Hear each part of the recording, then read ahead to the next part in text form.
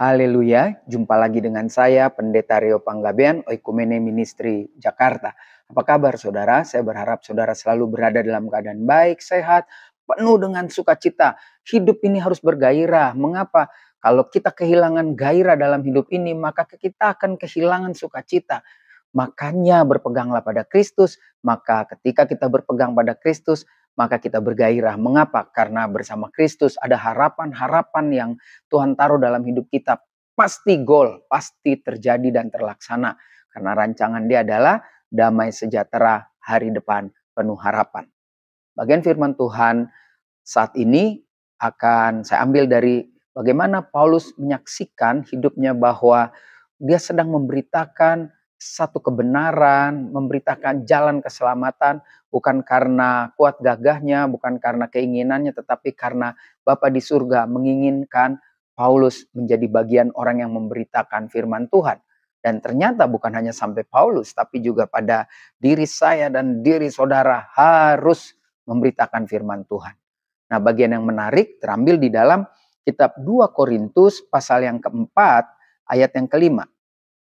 Sebab bukan diri kami yang kami beritakan, tetapi Yesus Kristus sebagai Tuhan dan diri kami sebagai hamba-Mu karena kehendak Kristus. Jadi Paulus sedang berkata bahwa kalau sekarang saya menjadi hamba-Mu, hamba kalian, orang-orang di Korintus, karena mu di sini huruf kecil. Jadi Paulus benar-benar melayani Kristus karena kehendak Bapa di surga, dan dia menjadi hamba, menjadi pembantu ya, menjadi dulos bagi banyak jemaat yang baru menerima Kristus, mungkin yang kelakuannya juga masih belum stabil.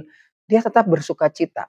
Bahkan pada bagian lain kalau kita mau lihat di ayat yang ketujuh, tetapi harta ini kami punyai dalam bejana tanah liat supaya nyata bahwa kekuatan yang melimpah-limpah itu berasal dari Tuhan, bukan dari diri kami. Dalam segala hal, ayat ke-8, kami ditindas namun tidak terjepit, kami habis akal namun tidak putus asa. Kami dianiaya namun tidak ditinggalkan sendirian, kami dihempaskan namun tidak binasa. Bahkan di dalam tekanan itu dia katakan, kami senantiasa membawa kematian Kristus di dalam tubuh kami, supaya kehidupan Kristus juga menjadi nyata dalam tubuh kami. Nah, ini peringatan buat saudara dan saya. Apapun yang kita lakukan ketika kita ingin memberitakan firman Tuhan, ingat itu hanyalah kesempatan yang Tuhan berikan dan kita harus maksimalkan.